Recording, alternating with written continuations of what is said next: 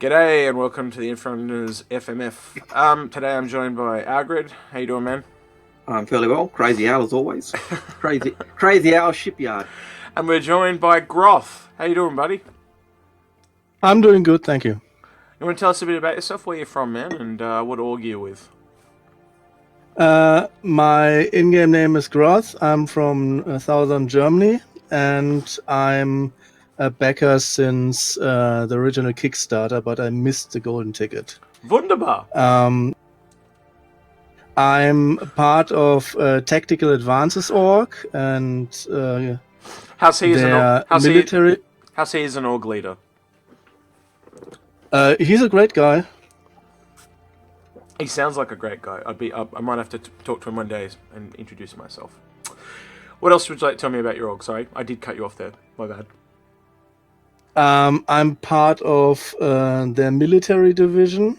I was at a higher position several years before, but with the current state of the game, I just wanted to have a break, and if I can, I will get hopefully back in a higher position and do more for the org. And would you say the ships that we're going to be looking at today, your fleet, you would want to be tailored towards military because of that reason, or organ military? I think I would say, yeah. Would you kind of say that's where you want to tailor your ships? For the org, mostly, yes. For the org, okay. Like personal leisure play, I'm also in like exploration and more the industrial side of the game. Okay. So, you have a fairly big fleet compared to most people. So I think what we'll do is we'll do this a little differently, and I'm going to switch to a Google Doc that you and I have made up, and basically we're going to go through that real quick and let everyone see what you've got here. So as you guys can see, he's got quite a list of ships, and the issue, one of the issues you're having is you've got $0 Cs that are going to expire, $0 CCUs that are going to expire at the end of the month. Yes. Yeah, I've got over 1,000 of them still, but at least some I wanted still use. I optimized my fleet over the years when the sales and price increases happened. So I based, like in the last FMF episode, based a lot of my fleet on those UE exploration packs where I think you save at least $120. Yeah. As a basis, but then with the price increases of the Carrack and the Dragonfly and so on, it got a lot better in terms of savings. Yes.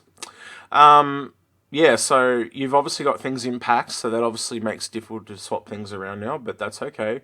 So we've basically gone through this with you a little bit, and I think Algared and I have pretty much come to the same conclusion, because it's not an easy thing to tell someone how to do all of this. So, Algared, how do you reckon we should kind of go about this? Why don't we hit it by pack? Yeah, so... that's probably the easiest way. Yeah, I reckon that's a good idea. Let's do that. Listen out of the pack, so let's just hit it as packs first. Yep. All right, well, I will intermittently come back to this screen so we can talk, but most of this episode I think is going to be in their Google Doc somehow. So let's go back to the Google Doc. All right, so kick it off, Algared. You go for it. Well, the first pack there is the Armada pack, which is actually fairly well kitted out for your stuff. He's got the Idris P, which is great for that big org raid type activity, which I know you're interested in. You've got the Eclipse, which we highly recommend moving up to the Endeavour, again for that same reason. Like, we think the Endeavour is going to be that huge. It's going to grow. And there's a few ships like that through the list here. I originally marked them in red, but they've been changed a bit since I last looked at this document, but that's fine. That were ships that I thought were, how do I put this, not bang for their buck. I think you can do a lot better for the dollar. That's basically what the red ones are to me. They were things like, I think you can do better with the money. And the Eclipse for me is one of those ships. Like, it is a very good ship at what it does, but it's like a Mac. It doesn't do a lot, you know? So Apple Macs are great, but they don't and they're good at what they do, but they don't do a lot. And in terms of being, like, it's great as a solo ship, because it's a solo kind of torpedo bomber. But In terms of what you've said in terms of being for the big org thing, I think the Endeavour's a better bang for your buck, and it's going to grow. And because they've sold all the components and all the modules for it, they're kind of locked in. They can't really take those modules away and say, oh, well, it can't do that. They might shrink the number you could have, but then I think there'd be a major outburst of grief and angst. I think one of the things that I remember him talking to me earlier in the week, Groth. Now you can repeat this, Groth, but you pretty much told me that you want that Eclipse because you're saying it would be good for the Idris because it can land on bigger capitals. That's what I remember you telling me? Yeah. The Idris and the Polaris is just a force multiplier. Yeah, and that kind of that similar mentality goes across a lot of his fighters and things like the Terrapin and stuff like that. So he likes his fighters. I very much was like, you really should get rid of these because they're going to be cheap and easy to earn in game. But he likes them and he uses them all the time in the game currently. So So I can understand keeping them if you like them. You like them and fly them yourself. Yes, and he flies them now. He wants them to fly now. That's the other thing. I just wish he'd done it in a way that you could have them in a pack that you could melt down the road instead of spread out through every single pack. But that's hindsight, so there's not a lot we can do there. And that's always a problem. But in terms of when you're looking at it in terms of your big, what you've said you really want to do in terms of have your fleet geared towards the org. Certainly, the Eclipse and the fighters are ships that, if you're doing that force multiplication with your Polaris and your Idris, you're not going to be providing the fighters on the Idris. Your org members would be providing the fighters on the Idris. That was my thoughts as well. And so, in a sense, you don't need to provide the fighters if your members are doing that. You might want to keep one or two for yourself. He's mirroring exactly what I said earlier in the week. Yeah, but we've got we know each other too well. Algared. This is a problem. Anyway, keep going. But yeah, in terms of what you've said, that's why I'd be looking at saying get rid of the Eclipse, move to the Endeavour, because that's going to be such a huge, big ship, and because of the modules, you can change it so well. And we were actually speculating earlier in the week about the possibility of the Endeavour being that almost the cheap pocket carrier. Yep. Put the fuel one on, put the hangar on it, put the personal module on it. Boom! You've now got a cheap hangar that can take two ships. Yep. And the other thing we mentioned was it's a quarter of the price of an Idris, and it carries two ships, where an Idris carries three. So you can just get two of these, half the price, and it actually carries more ships. But not only that, it's got that fuel pod, and you could put a cargo pod on it as well, and it becomes like a mobile truck stop where you can land in the hangar part, get out and get some stuff out of where the cargo's kept, and get some extra fuel and refuel and go on. So not only that, it can be almost used as like a strategic refueling platform of some description. Yeah, it's a mobile forward Yes. forward operating base, or if you turn it into a hospital, you've got your MASH unit for your org. So the Eclipse really is, not the Eclipse, the Endeavour really is a ship that bang for your buck, especially if you get one of the ones with all the modules in it, I think. Yep. And it gives you the ability, if you've got the modules, to do money making, farming. And I'm not a fan of buying the modules now because, again, they're all kind of sub $200, and I treat them like fighters, so I'd get them in game. That's my personal. That's why I'd say unless you get in a pack. Yep, 100%. You mean like a master set? Yeah. No, I don't even recommend the master set. Really, they're all $100. Think about it. They're all separate little things, treated as separate little items in a pack, right? Why would you buy them when they're only going to be kind of worth that much when the game comes out? And I buy them in the pack, but the one that makes me say buy them in the pack is the fact when you buy them in the pack, they are also LTI. Yeah, okay, I can see that, but I still don't think they're worth $1,000. Like $1,000 ship versus $1,000 modules. The ship is going to be worth a lot more when the game comes out than the modules will be, and that's why Cyrus and I talked about this at length. We'll talk about it another time. That's a subject for after the show. All right. So then we move on to, I guess, you've just got some other ones there, like the Redeemer and Holdee. They're all totally fine. You've got the Fighters that we kind of just mentioned. So I guess we're going to the next pack here.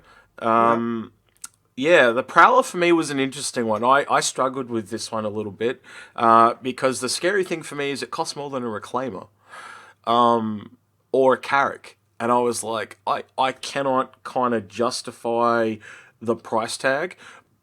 But when I talked to Groth really kind of sold me on it to the point that I even thought about buying one. He did some reverse psychology on me. But basically, it is really going to be interesting for mercenaries and stuff like that. I actually think a lot of the first-person shooter people that come into this game, that's going to be the type of ship that those first-person shooter people will drift to. In terms of the drop ships we've got at the moment, it is the best drop ship in game by far. Because... And my only real question left on it is those Gravlebs. Are you going to literally be able to like drop from Atmo and land on those things? Like, can it be like some kind of, you know, those bunkers and stuff that you see in some of the movies where they just drop straight to the ground and they, you know, and they drop out? Are you literally going to be able to have your like engines off and just drop in silently and they don't even know you're coming? And then, you know, 1 minute before you hit the ground, you turn on the Gravlev and just, you know, like you don't hit the ground. So that'll be interesting when that hits the game at the end of the year, I think. But definitely, I think definitely it's a ship of value, just because it's got that air wall, so you don't vent the ship when you open up. I think the Valkyrie is a useless drop ship. Yep. We had a talk about that as well, didn't we, Groth? You were mentioning what's the guy's name? The streamer. The guys who first started were like Mitachi and Berg Black, but now it's Rexzilla who does the events like weekly. Yeah, and apparently a lot of people are really loving that ship. I've had discussions with Osiris himself. He was very keen in getting one. But when we theory crafted it through, and I think we said this to Red maybe last week in the episode we did last week as well, the C2 and M2 are just much better options for $1 bang for the buck option. And you've got that cargo option, so you can use it. Whereas the Valkyrie doesn't have that cargo option, and that's what kills it. Yeah, it really does. You vent your ship when you open it up, so it's really an atmosphere operating ship.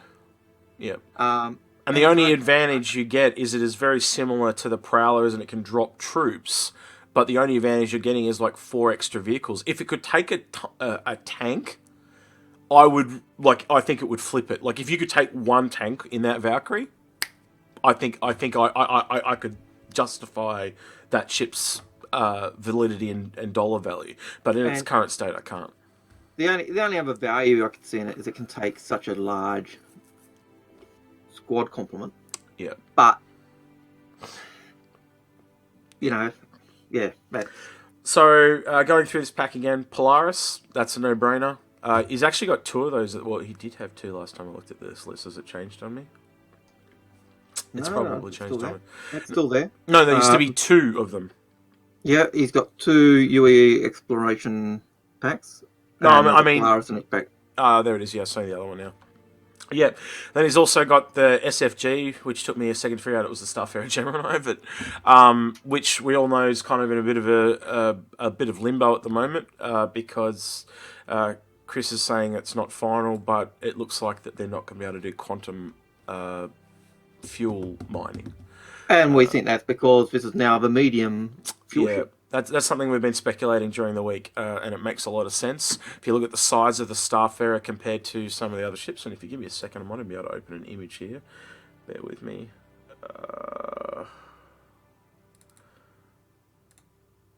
Oh, I just realised I closed everything. So that would have gone really funky. It did. It made me disappear. I was thinking, what's happened? Alright, sorry. I'm trying to get back to my desktop and it won't let me. You're going to disappear again, Algared. I'm sorry. Okay. This is very unprofessional of me, I know. I'm usually very, very prepared, but I'm not prepared at the moment. There we go, cool. Let's see if I can open this in Firefox. There we go. Alright, can you guys see that? Yeah, no, probably not. I have to go back to browser. There we go. Can you see it now? So this is the... Can you see this image of the ships? We can. Yeah, cool. All right, so this image of the ships, if you look at the Starfarer, comparable to all the other large vessels that are considered large, so things like the Orion's one, as an example, the Reclaimer is another, the whole E, it's actually quite small. The Starfarer is kind of in the middle, down the bottom, next to the whole E. Yeah, so it's kind of very, very small. And I think that makes it right for another possible ship to come above it now. I'm hoping I'm utterly wrong, but we even theorise things like, why don't they get rid of the EVA room and maybe even get part of the cargo room as well, that whole bottom section, and actually put the mining area in there, or the current fuel scoop, have that swap out, because we know it swaps out for missiles on the Gemini. So why not have it swap out and you put in a mining laser on that, that section there, and that's quite a large section. It's not a small mining laser. It'd be significant enough that it could do what is needed to be done for this ship. That would be if I were making a variant, but if they're making a brand new ship and a large version of the ship, they'll keep this as it is, I think, and just limit what it can do, and the big ship will do the other stuff. But I think the Geminis and Starfarers are all in a bad place. They're yeah. All right, let's move on because we're getting totally sidetracked as usual. All right, so again, moving on to the next pack, you got the Saber, Genesis. He wants his troop is that a troop transporter for you, or is that just for the gameplay it provides of personal people transportation? I still hope that, like in the very, very early ship shape, I think in 2015 or so, that they do the modularity, and they had then a setup that was more for troop transport, including a vehicle bay in the bottom. Yeah, I would be not offended if it's still the transport, and I just can do very leisure trips from planet to planet to earn a lot of money, hopefully. It'll definitely put even the C2 and the M2 in question if you can, but I don't think it'll take tanks. I think it'll just take I think the C2 and M2 have actually taken over that ability, and I think when that came out, when they were talking about it, they actually talked about that aspect where the Polaris, the Genesis kind of had all these things, and they've kind of taken them off and said, well, let's put it here, because this the Starliner was supposed to do the Star Lifter, and that's kind of what the Hercules C2s are doing now. They're picking up that aspect. So I think we'll see that the Genesis stays more that passenger jet. Yeah. And regarding the Saber, that was also like in all the packs a Dragonfly, and I upgraded that before I spoke to the Inforunners to the Saber, because I had a lot of CCUs and saved around $50 or so getting there, and I wanted that as an upgrade for something in the $200 to $250 range, but again I got convinced that maybe going with the rest of the upgrade money I have already in store to a $300 to $350 ship would be better, more reasonable. Well, I know you've got we've listed as a cheap upgrade to an Orion, and I know the Orion's not really what you're into.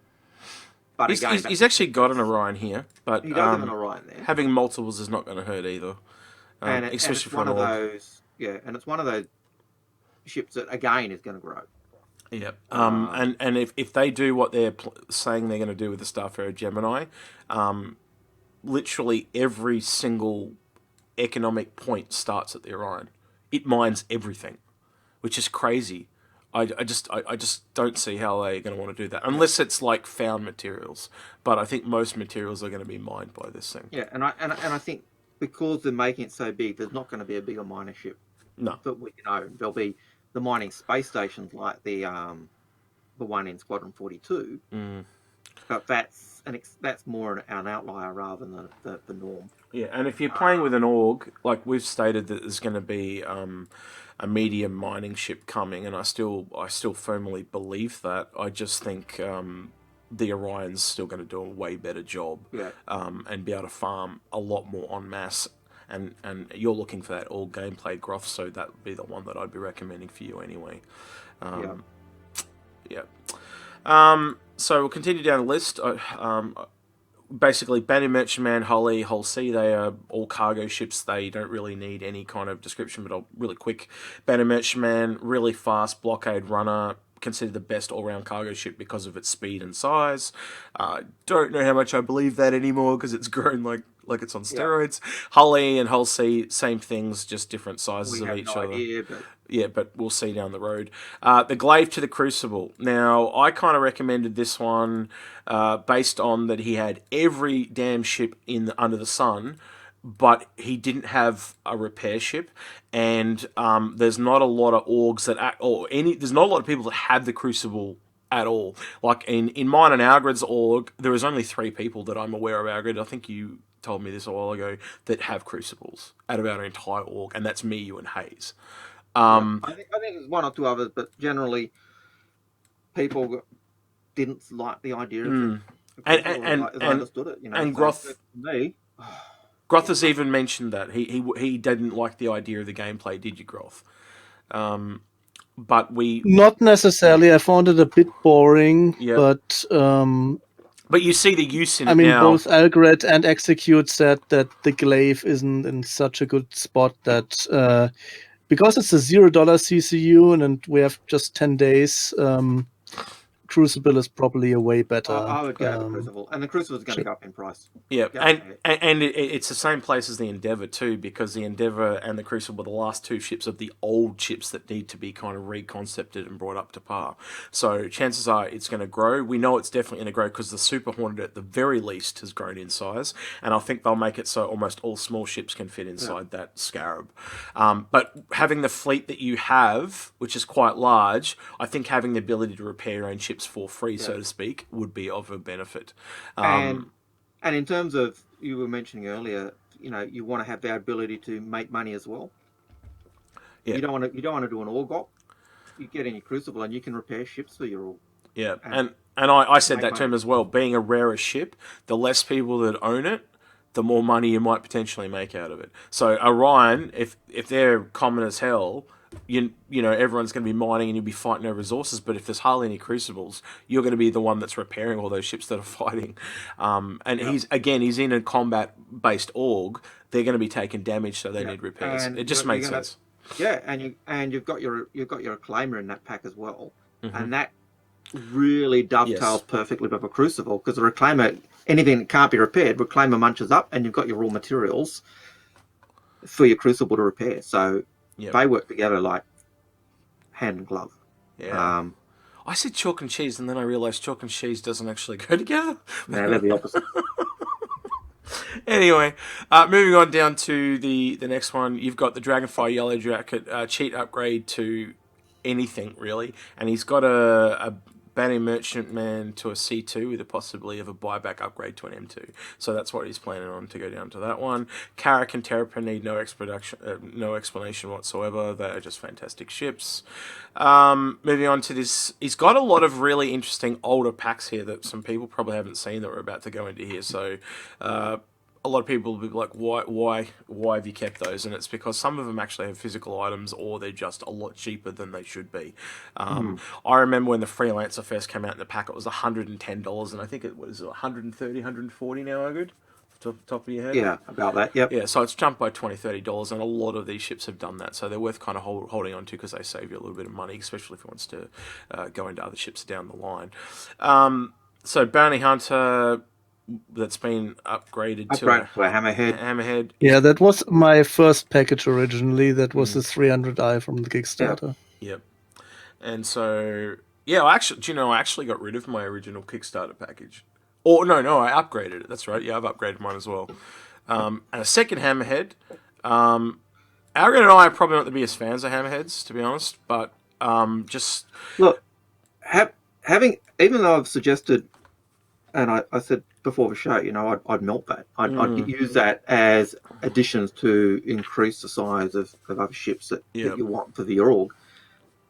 I like the Hammerhead, but I think it's limited, and I think Yeah. things like the Polaris does what it does, I think, and more. And it's $25 more as of the anniversary sale. Those upgrade, like I brought a second upgrade for mine because I just think the Hammerhead's in a really bad place. I went through this all with Groth already. You know, half the ship is a waste of space. It's very clear from the concept images that had people in the concept images that they've made that ship for some kind of sequence in Squadron 42, and half the ship, that whole bulkhead section at the front, is.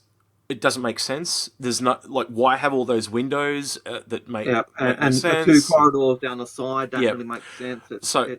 So it's a functional ship that will shoot a lot of shit. I have no doubt it'll be great at taking down fighters. If you've got crew manning it. Yep. That's the other part of it is I went through the roles. Like 6 of the 9 possible roles on the ship are fighters, and then you got the pilot, co-pilot, and engineer. If you get bored as a human being, and let's be honest, you are going to get bored. And a lot of the time, you're just going to be sitting there waiting on because it's a patrol craft. They've stated that. If you're doing patrols, you're going to get bored very quickly, and humans get very bored, so they'll wander the ship, and then they're not going to want to man their stations and stuff like that. It's just human psychology. And I think that's my biggest problem with that ship is that you are going to need really dedicated people to man that thing. Or NPCs on all the turrets, and you could basically have you and a mate almost solo it or duo it, if you know what I mean, one in the engineer and you as a pilot, and just see how that goes. But do you really need more than one?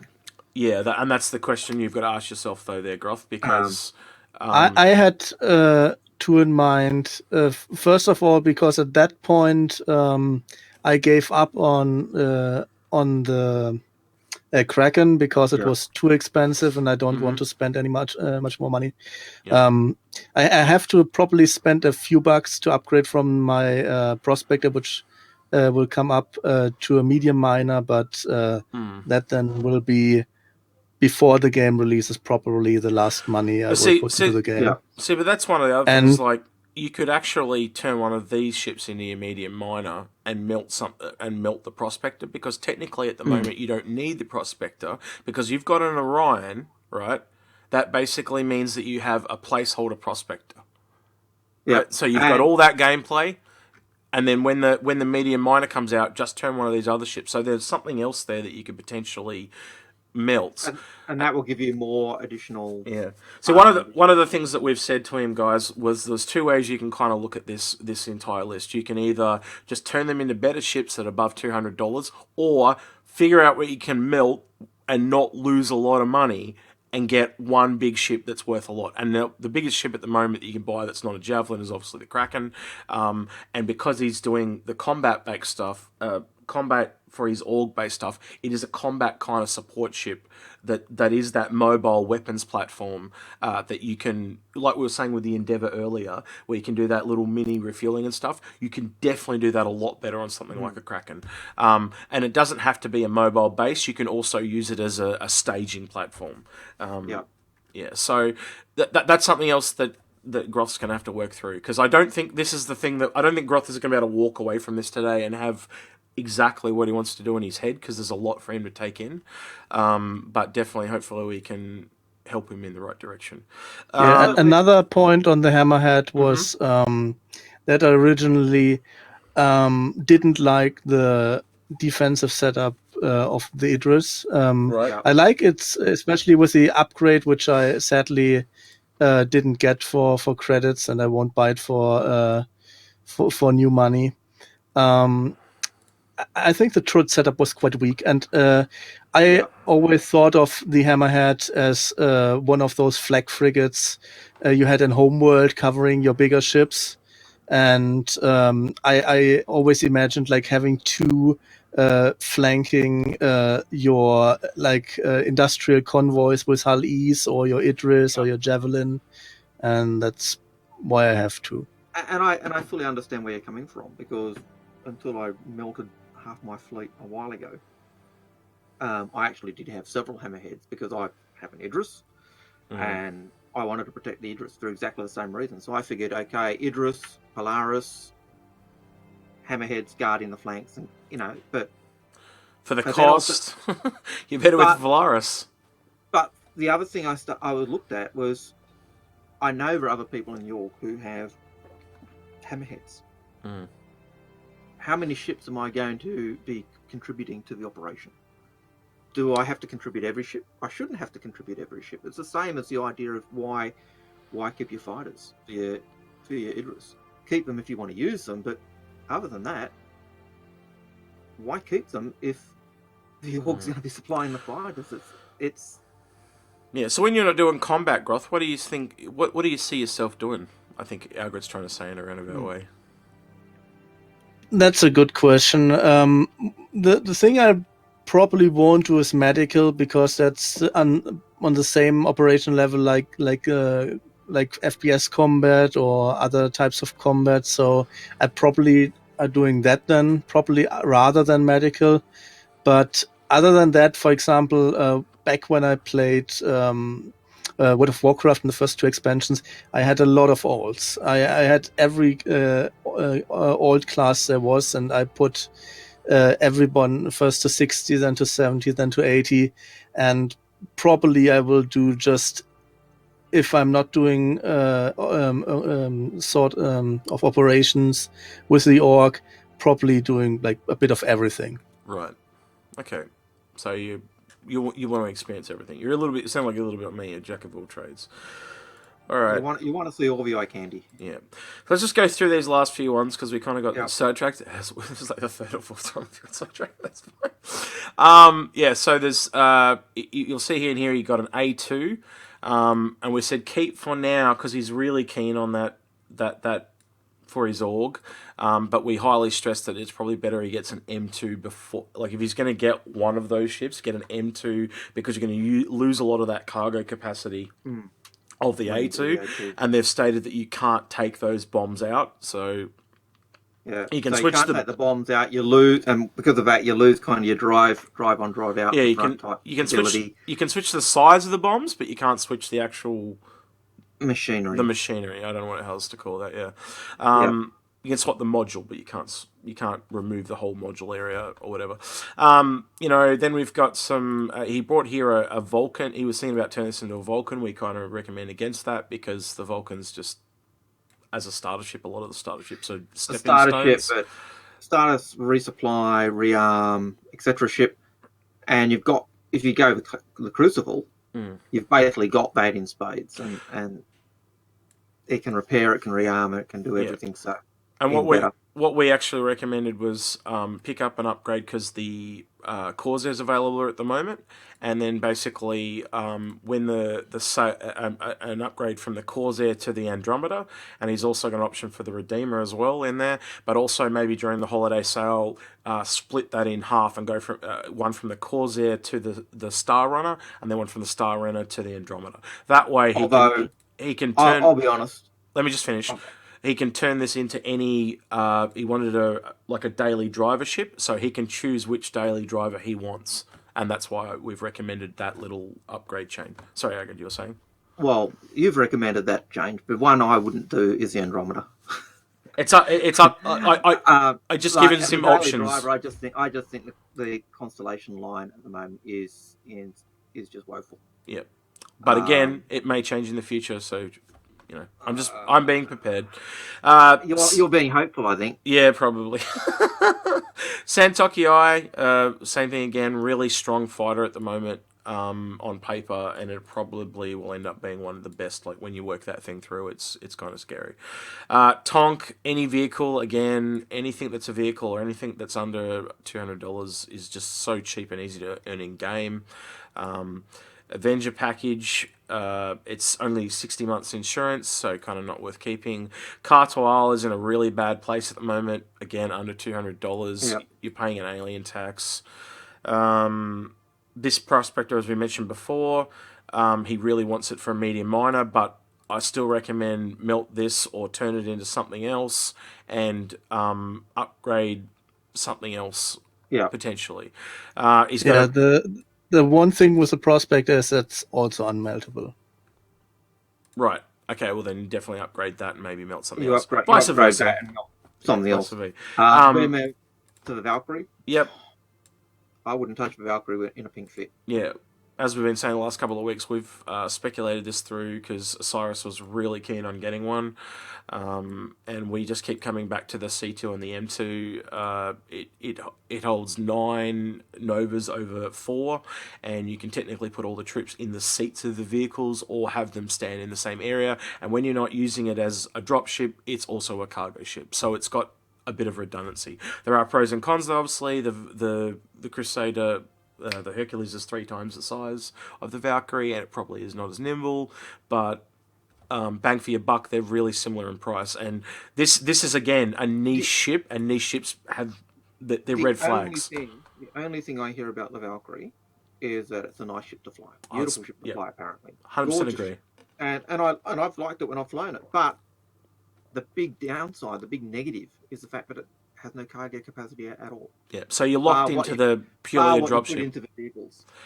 And I don't see combat being something that you do every single day. I think it's going to be that weekend type of thing when everyone, comes home from work. Gladius referral, cheap upgrade to the Cartwheel, and because you had a CCU for this, didn't you? Basically it's $80 to the Cartwheel, but I got it for 30 or 40, and I think when another ship, either when I take the Star Runner or when there's another ship in that price range, that would be quite a cheap one. That could be your medium minor right there. Yeah. And then obviously a Mustang Amiga pack because it's a rare ship. And that's the hard one, like for me, because it used to be a totally different ship. It had different parts. It stood out, but now it's just exactly the same as the Gamma. It's basically a skin at this point. But how much did you get it for? He got it for even cheaper than I did. Listen to this. How much did you get it for, Groth? I think 12 or 15 euros back when the keys were sold on reseller sites. Yeah. And what were you telling about G2A? At one point, G2A had them up for $1. That blows my mind. I think it was Newegg that had them for $1, but basically then they swapped to every other reseller site very quickly. And the scary thing is, 2 days ago, I saw one of these trying to be sold for $160 US. $1 to 160. That's insane. But anyway, and I found one for Hayes for 80, and he turned it down. He's like, it's $20 more than what it's worth, and I went, no, it's not. And now 2 months later, they're going for 160. Anyway, but it is only a single starter fighter. The only thing that really racer, technically, it was a racer, and it used to have an extra fuel scoop. And that's now kind of been integrated into the entire line. So yeah, I'm a bit disappointed that they didn't give it something a little extra. I can totally agree with that. I guess the other thing I'll ask, if you can remember some cool ones, Groth, was there some really cheap ships you got in there using your $0 CCUs? What's one that stands out for you that you got especially cheap?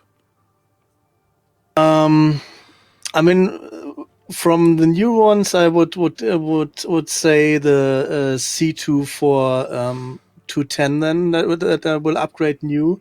Yep. But a lot of them had price changes or $0 CCUs in them. A lot of this, with the UE exploration packs, biggest ship being the Carrack, the Reclaimer and the Orion, which rose in price from the 350 range to 400 and 425, where one of them, the Polaris, were quite cheap, and the BMMs, all the BMMs were still 250 because I based them on the or less. No, basically 250 or less, but they were based on the old Redeemer upgrades from the Andromeda, and between there I saved a lot, like with the Freelancer changes, the changes that the $15 price increase in the Super Hornet, the $15 price increase in the Hurricane. There's so much stuff. I did that in the last 2 years probably saved thousands. Yeah. Maybe Would way you more. say that CIG is one of the people that you're one of the people CIG are really trying to stop? It sounds like it is. But anyway. Possibly yes, but I'm not using that for grey market, which No. will be probably the people who are. But you did say way earlier more, you had over 1,000 CCUs at the start of the show. Yeah, as a base, because the problem is, like with the discussions, I did in my head the final list on the last day of March, because then the newly bought CCUs were being faded out. But basically, seeing Redshirt's video, and he's also based his fleet on the UE Exploration Pack, I thought I would rather talk again with some people. And before I did that 3-4 times. So basically, because the ship sizes, the ship prices, sometimes even utilities, like with the Starfarer, possibly like losing quantum fuel harvest capability. There's so much stuff that changes in game. I think in some instances I played the system a bit, but also I tried just to save what I have quote unquote invested into this fleet. Yeah, and that's the problem, isn't it? Like when you've got ships in packages, and you can't just melt the pack, or or melt the ship. You're really locked in, and so CCUs are the only way you really get there. And so because of that, you make a change in the ship. Do I actually like that change, or have I really screwed it up? What do I do? Do I go back and then restart again? And so try and the answer to that is to try and keep things in CCUs and don't actually apply them. Yeah, so I had all in CCUs until the last anniversary sale. I hoped I could get a Kraken for maximum like $1,200, but with credit that was not the case, so it was above my limit. So I then, because CIG, I think they started early last year saying that CCUs are being faded out, and with a lot of my upgrades being based on in the last years based on buybacks, and I use every buyback token, and I will use for these upgrades also the next 3 buyback tokens. It was getting too problematic. I could have lost more money than I possibly gained in terms of ship value. And I find that's the problem with that CCU the CCU issue for people with big fleets, and especially fleets and packages. How many of you got left, Algared, out of curiosity? Rough ballpark figure, $0 CCUs. You got any left at all? A couple hundred. Do you know how many I had left? I had 2, and I could only apply one of them because they were both of the same thing. They were both for a cyclone. So that's all I had left. I've probably got 700, but I really only want about 4 of them. See, I'm a good boy. But how many ships do you have? Nowhere near as much as you, Crazy Al. That's for sure. That's right. Yeah. Crazy Al needs them because he's Crazy Al. All right, I think we'll leave it there. Groth, I hope we've helped you out with your list. It's been a bit of an adventure to go through that with you this week because it's been quite long, and I hope everyone followed along. I'm going to provide a link to that Google Doc for anyone that would like to look at it. It'll be in the description or maybe in the top comment that I'll pin. If you like this video, if you would like help with your fleet, jump on Discord and message myself or Algared or any of the Inforunners. Yeah, so like this video if you like it, dislike this video if you dislike it. Jump on Discord and join us. There's lots of people on there talking about stuff, and we're all helping each other. There's even a Find My Fleet channel on there, and if you we're not there, you can get help from other people that are on the Discord. Everyone's given their opinion, so it's quite nice. Please leave comments. We do read them all. We may not answer them all, but we do actually read them all. Definitely a lot of discussions going on these FMF episodes, more than our regular episodes as well. And Algared and I, after we leave Groth, are about to record another episode, so that'll come out this week as well. Anything else, Algared? No, I don't think so. Cool. Groth, thanks for joining us, man. I hope we helped you out. Yeah, thank you, guys. Yeah, no worries. And we'll catch you guys next time.